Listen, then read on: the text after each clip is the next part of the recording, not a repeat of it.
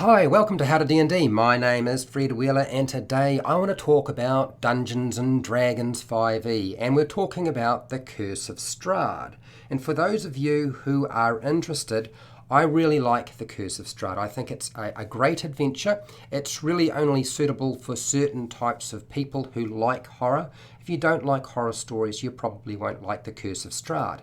There are quite a few adventure hooks provided in the book, The Curse of Strahd, compared to the original Ravenloft. Ravenloft had about 2 hooks that you could use that I remember.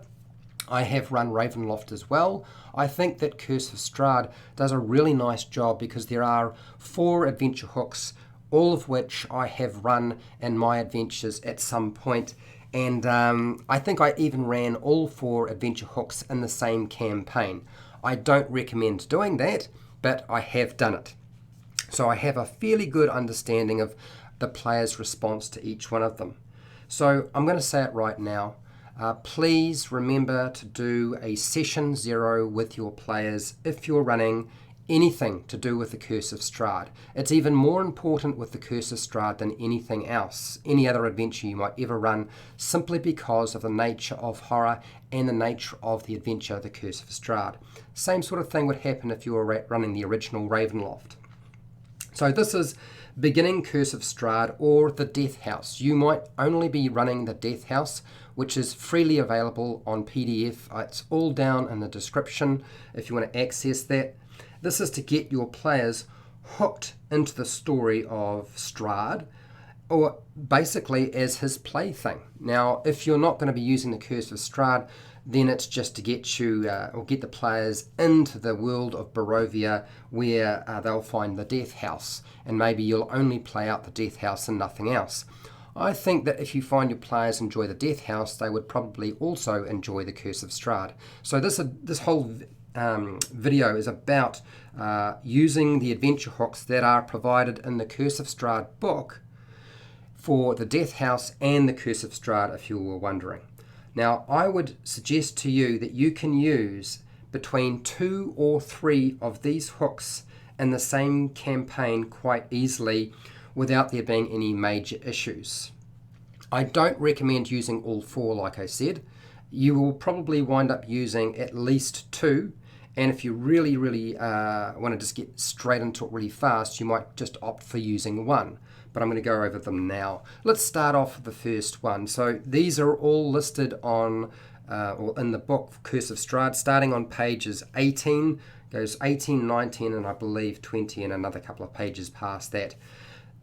So the first one is the plea for help, where your adventuring party start in a tavern. It's not a great start. I'm not particularly fond of this as a lead into any adventure, starting in a tavern, but they are approached while in a pretty standard tavern like any other tavern, probably located very close to Daggerford in the Sword Coast, but you could place it anywhere you like. And a particular individual shows up by the name of Aragel, and he delivers a letter while they're in the tavern talking about basically requiring assistance. And he doesn't go into a lot of detail. There's about 4 or 5 paragraphs of information or read aloud text. You don't have to read all of that aloud. I found that you might want to sort of condense that because you need to get Aragel in, deliver the letter, and then get Aragel out. And he delivers a letter which is supposedly from a burgomaster in Barovia, seeking or requesting help from the players. Now, you could do this with just one of your players or all of your players. Sometimes it's good if you're going to present multiple hooks to give it to particular individuals who you think will latch on to that particular adventure hook rather than the entire party, just so that you've got different ways of linking them into the same adventure. Now, the letter is not actually from the burgomaster. Colin Indrovich is certainly he's a real person, but he does not actually write this letter. He's written another letter which never made it out of Barovia. It sits on the sort of like the border of Barovia, waiting for somebody who might be trying to enter to hopefully find it and read it, which is sort of a long shot. This letter is in fact written by Strahd, the vampire, and as a result, it is a trap, a really nasty piece of bait, as it happens. Could lead them to a lot of trouble. In fact, that's exactly what it's all about, is to lead them into trouble. And it's sort of, it seems innocent enough. The players won't know that it's Strahd who has written the letter. It won't be obvious from the way that the letter is written. This is all in the back of the Curse of Strahd adventure, but you can download this off the internet. I found this on the internet, freely available. You can't miss it. There's actually 2 versions of the letter, one by the Burgomaster himself and one by Strahd, each of which are addressed or signed off as being the Burgomaster. So essentially this is bait to lure the party into Barovia so that Strahd can play with them and have his fun. It is a false request. What I want to make clear is I found with this particular part of the adventure hook, it's a little bit too obvious. You're in a tavern, you are approached. It's pretty clear, I think, for experienced players that it is a trap. So you're going to need people who are willing to sort of get past the fact that it's not actually going to be a surprise to them. I don't particularly like this lead-in to the adventure. My opinion of this is one of the worst and most obvious hooks that are provided in the Curse of Strahd. So you also need to be really careful with Aragel, that he doesn't give himself away. So don't try to get him in and out too quickly that it becomes clear to the players, and hence the characters, that something is up and the letter can't be trusted, because they're going to be suspicious as it is. So there is your first hook. Our second hook is a little bit more meaty compared to some of the other ones, but it's quite complicated as it happens, and that is the mysterious visitors. The mysterious visitors essentially are just residing around the outskirts of a small town called Daggerford, as it happens. Daggerford is going to come up quite a lot in this particular video. If you are not using Daggerford or the Sword Coast, you're going to have to sort of rename things. And what essentially happens is that the Duchess Morrowind, she invites the PCs, or the players' characters, to dinner, and explains during that interaction that something has taken place that concerns her.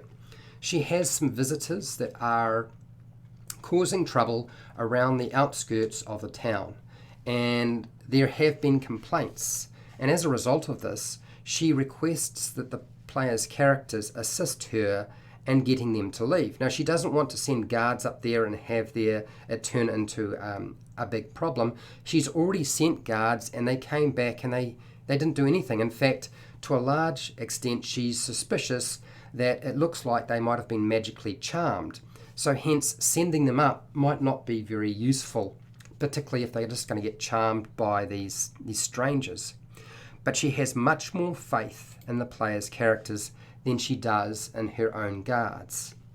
And hence she has approached them and requests that that the players' characters ask the Vestini. She doesn't know they're called Vestini, but you will find out later on that they are. They're basically gypsies, asking these gypsies to leave.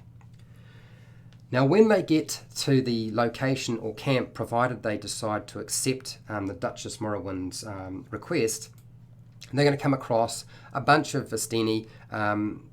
It's quite clear that they're not aggressive. There's a lot of them, so if there was to be a battle that takes place, it would be quite a hard-fought battle, considering your players are only level 1, since this campaign suggests that you sort of start at level 1. You don't have to, but that's how it sort of is laid out. And they come across the leader of the Vestini, and his name is Stanmeyer. Now, Stanmeyer is quite nice. He's amicable. He doesn't want to cause any trouble. He doesn't really. He doesn't know that Duchess Morrowind has said that she's going to send a armed contingent up there and burn the wagons if they don't leave, but she wants them gone. So Stanmeyer basically says, we don't want any trouble, but sit around the fire and let's have a discussion, offer some drink and some food. And of course, make the players' characters feel quite at home and as if this is sort of just a misunderstanding of some kind. Now, some of your players will suspect that the Vestini have some sort of magical effect and will try to cast spells on them, and so it could unwind into a battle, but this isn't actually supposed to be played out as a battle. It is supposed to be a role play. So you get a bit of role play with the Duchess Morrowind, you get a bit of role play with the Vestini, and then of course we're going to move on again, but there's like 3 parts to this whole hook, so it's quite complicated. But what he does is Stanmeyer recounts or tells the tale of the curse of Barovia, where the lords and nobles of that land, or the king, has fallen under dark forces, and that dark force has now created a real problem. And he rules the land with an iron fist, and he's a bit of a tyrant, and asks that they need help, and they want the players' characters to come with them to Barovia and meet with their leader, who is a woman by the name of Madame Ava. Now, Madame Ava is basically your storyteller. For those of you who are unaware, Madame Ava comes up in the story quite a lot, and you might have multiple interactions with your players' characters with Madame Ava. Now, essentially, this is a setup, but it's a strange setup because Stanmeyer knows what he has to do. He's getting his instructions from Madame Ava. Madame Ava is getting her instructions from Strahd, as it happens. But this is played out a little bit differently to what we would normally expect. Even though the request is to go and meet with Madame Ava in Barovia to help them, which the players can turn down, there's something else going on here. This is like a double play, you might say. What's essentially going on is that Strahd has tried to find multiple ways to get the players' characters into his world, and usually has means of searching out potential victims or individuals that he thinks will be a challenge to him. Now, Madame Ava is part of that, and she's part of the Vestini, and the Vestini are essentially minions of Strahd. But what's going on here is a little bit like the Matrix, because even though Madame Ava has been told by Strahd to get the players' characters to Barovia, and it's a trap for them that they can't leave, and then allows Strahd to play with them at his leisure and test himself against them and have his fun. He's a sick individual. Madame Ava has a double play. A bit like the Matrix and the Oracle in the Matrix, Madame Ava is following the instructions that she has been given by somebody further up the chain. But she's also planning to, you might say, point the player's characters in a direction that would supplant Strahd from his current position. Now, whether Madame Ava knows that this is a futile effort is beside the point. That is her intention. So she has instructions, but her rationale for doing so is very different. It's not Strahd's goal. She has her own motivations and goal, which she shares with nobody, not in a really obvious way. You can if you wanted to, but I think that's probably the best way is to think of it a little bit like Madame Ava is the Oracle from the Matrix, who presents only enough information for the player's characters to do what she needs them to do to achieve the means that she wants, which is to pretty much remove Strahd from the picture and free the land of Barovia. So that is one of the more complicated adventure hooks. There's at least 3 parts to it. There's a lot of role-playing in it. There could be a combat involved, and if that takes place, it's all going to go downhill from there. The third one, which I personally like the most, is one revolving around werewolves. And this is called Werewolves in the Mist. By far the best adventure hook that I have seen for Curse of Strahd. it is the one that I liked the most. It's the one that my players really enjoyed the most out of the 4 that I presented. And basically what happens is the players' characters are hired to destroy a pack of roaming werewolves. Sounds awesome, doesn't it? Well, it is. But the problem is that your players' characters are like level nothing. They're level 1. So it's a big ask for them to go and suddenly hunt down some roving werewolves that are near Daggerford. Now, the goal behind it is to destroy the werewolves and wipe out the pack, or at least stop them in some way, or block a portal that might allow them to get into from Barovia to the Forgotten Realms. But it's also to try and return some kidnapped children, if possible, provided they are still alive. And in fact, they are still alive, and there's a rationale why the werewolves steal children. The reason is that they need to replenish their pack, and they take children and start them young, inducting them into the pack as werewolves just at a very, very young age. Now, this particular adventure provides you with multiple faction options. So the assumption is that the different factions are involved. That's everything from the Harpers to the Order of the Gauntlet, the Emerald Enclave, Lord's Alliance, and the Zentarum. Now, I have to say that out of all the factions that are involved, the one that I found to be the most successful and most useful to use is the one that's presented by the Harpers. And I found also too it made far more sense for the players' characters to utilise them as well. And the reason is that you're dealing with level 1 characters being asked to go and deal with werewolves. Now, they're going to know that werewolves are really dangerous, and they're going to ask for certain things. They're probably going to ask for either magic weapons or at least at the bare minimum silvered weapons or silvered ammo, and the Harpers provide that. Not only that, they know that there's a chance they might get infected by the curse, and they're going to ask for some way of removing curse, whether it's from priests that are close by, or a scroll of some kind, or a potion, or whatever. Well, as it happens, the Harpers provide them with scrolls of remove curse for any agent that's part of the Harpers. My players, when I presented this, said, look, we're all going to be Harpers, because even though there are other factions involved, we feel that the Harpers provide the best lead into this. And I was like, okay, that's fine. Because they actually some of them started not being part of a faction, some started as being part of the Harpers, some were part of different factions. But by the time we got through this, everybody had decided they were changing their faction, and it was going to be Harpers, because they liked the support and the information that the Harpers provided.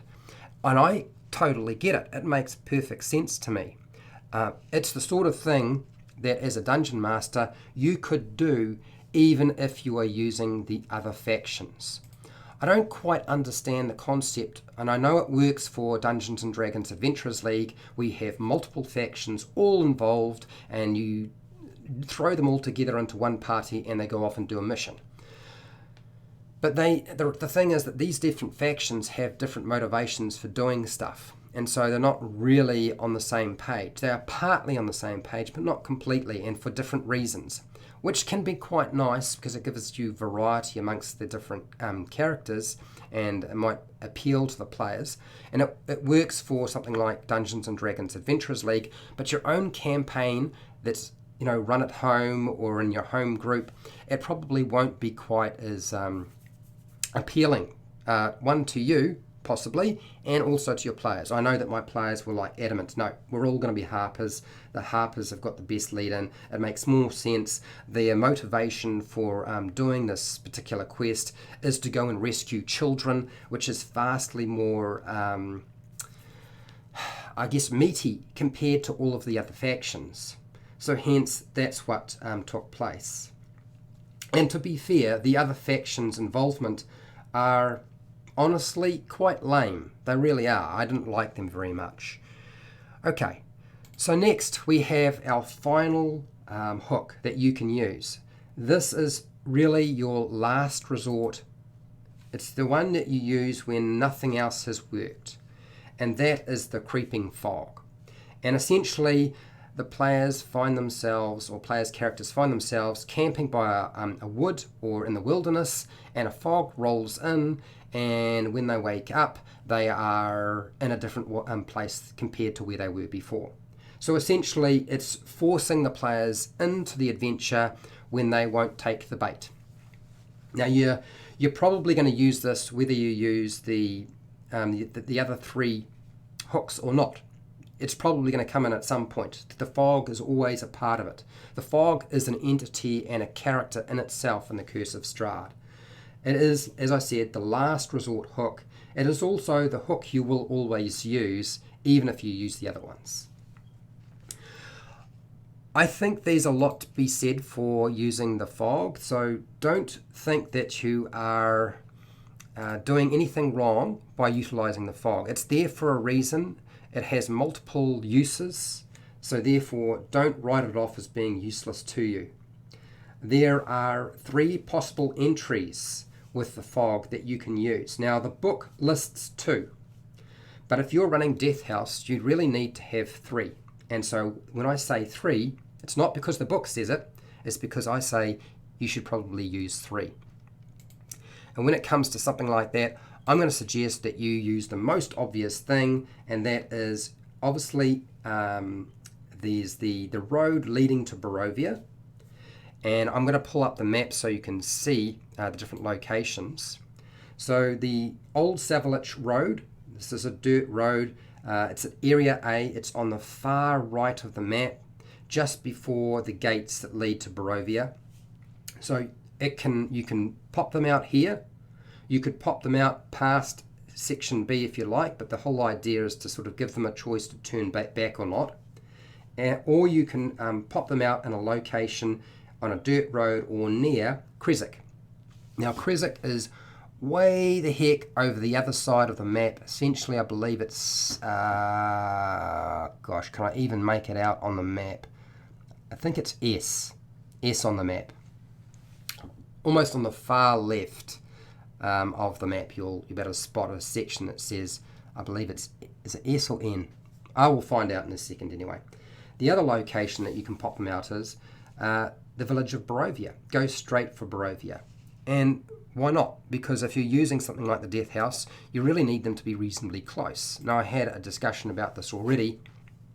The Death House is sort of on the outskirts of the village of Barovia, so you could just pop them out right in front of the Death House if you wanted to, rather than at those other locations that I discussed.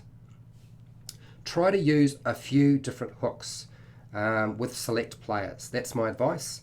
So you can get sort of some different reasons for going to the same place, just in case you can't get the whole group on the same page. That's why they provide so many different hooks there. The other thing is I really recommend 2 of the hooks, and that is the Werewolves in the Mist and the Creeping Fog. Those are the ones that really stand out for me. Those are the ones that my players enjoyed the most. They are the ones that no doubt your players will enjoy the most. So I would suggest using those over everything else. But there's nothing wrong with at least 3 of them. I feel like the very first one, the plea for help, is by far my least favourite, which is a shame, but it is my least favourite. Okay, so if you found this video helpful and informative or educational or useful to you or maybe somebody else that you know, please like and share the video. If you like this sort of content, I usually do Dungeon Master guides on a variety of different topics. Normally I'm be doing videos on something like the Lost Mine of Phandelver, but I do videos for players and Dungeon Masters, and I have a whole heap of them, so consider subscribing to my channel if you haven't subscribed. Hit the bell button to be notified when I go live. If you want to support my channel, you supported my channel by watching this video, and thank you very much. You can continue to support me by watching more of my videos. I have hundreds of them. I don't do Patreon, But down in the description, you will find affiliate links to the book depository and Amazon where you can buy stuff online. I get a small commission. You pay exactly the same price. Just go through the link, buy what you want. You do not have to buy the thing I have linked to. Just go through the link. And that supports me doing more videos. Now, this is your opportunity in the live chat to ask questions, give feedback. Maybe you have a different perspective on the whole thing, or just say hi. You'd be surprised. I say hi to people. I'm not that sort of person who sort of just ignores people. I do actually try really, really hard to respond to everybody if I can. Now, if you're not part of the live stream, that's what the comments section's for. So go down into the comments section and type in your feedback there. And that's it. That's all I have. So till next time, keep rolling those 20s.